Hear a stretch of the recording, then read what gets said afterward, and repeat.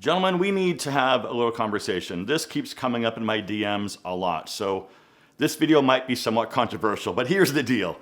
Dating over 40 isn't necessarily harder, it's just different. And if you're still operating with some outdated playbook from when you were younger, you're going to be left behind, period. If you update your mindset, lead with confidence, and just remember that you're not trying to win over every woman. You're trying to attract your kind of woman, and that starts with being your kind of man. So look, if you're a man over 40 or even a man over 50 and you're back in the dating world, or maybe just thinking about jumping back in, first of all, welcome. Second of all, yeah, it's different out here. And of course, I realize a bunch of you are married, and that's fantastic, but a bunch of you aren't that maybe want to be. So if you're married, this video might not be for you, but either way, maybe stick around and maybe you pick up something. But dating in 2025 is not at all what it used to be. It's a lot faster, a lot weirder, and in some cases it can feel like a circus. But here's the truth. You still have the upper hand if you play it right.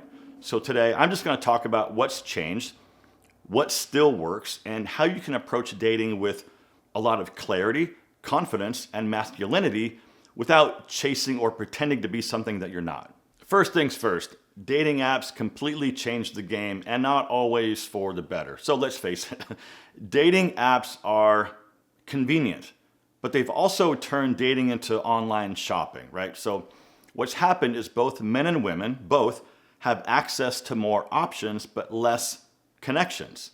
It's basically like a numbers game, which ends up leading to burnout. So personally, I'm not on any dating apps at all, and I haven't been for years. I just find that I'm just way better in person.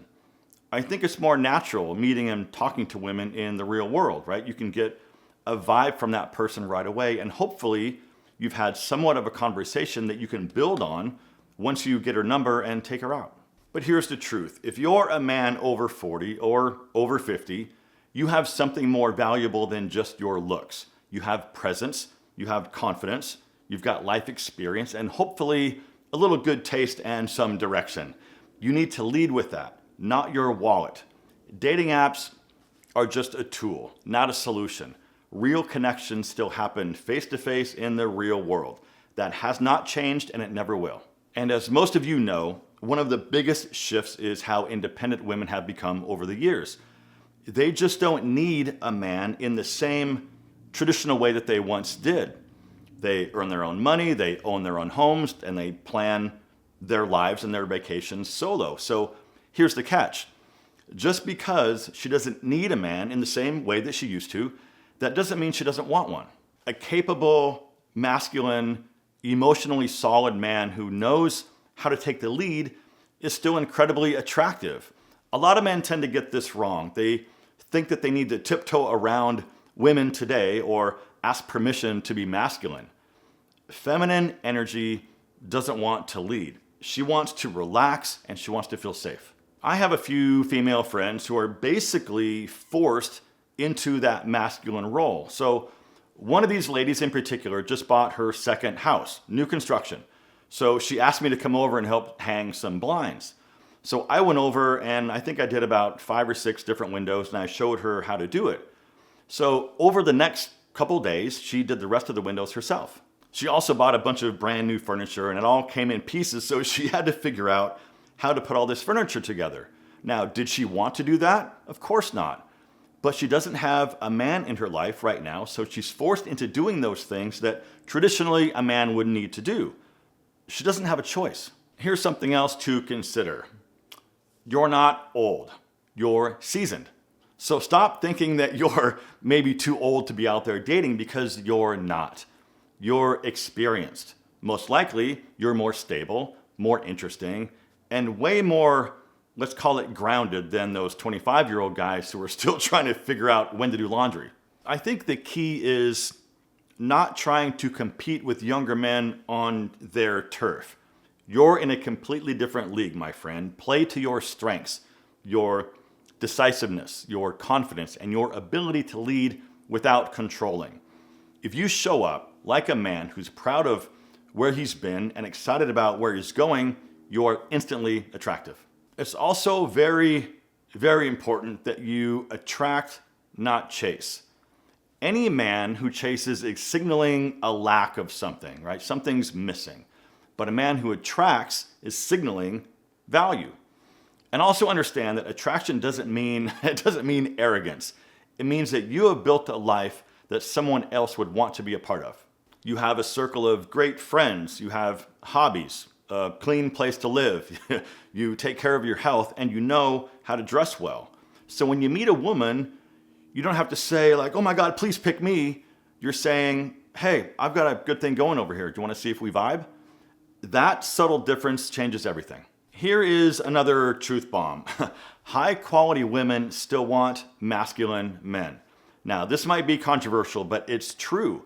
Even in the age of feminism, the masculine-feminine polarity still drives attraction.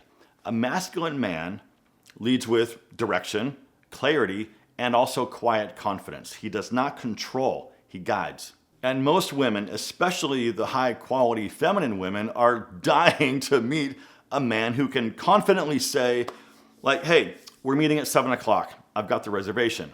Wear something upscale that you feel amazing in. That doesn't make you controlling, it makes you refreshing. And the reason is, it just lets her exhale. She can relax into her femininity instead of having to steer the ship like she has to do all week long. Just don't get carried away with it and make demands on her, because now that's a whole different deal. Here's something else I see a lot of guys just get completely wrong. Masculine energy does not come from shouting or being loud. It comes from presence. You don't need to be the loudest guy in the room. In fact, don't be. Real masculine presence is quiet confidence. It's the guy who listens before speaking. It's the guy who makes eye contact and who can sit comfortably in silence. It's the man who orders with confidence, holds the door, and makes decisions. A masculine man knows who he is. He's not looking for approval from anybody. He's choosing, and that is magnetic. So let me break this down without any BS.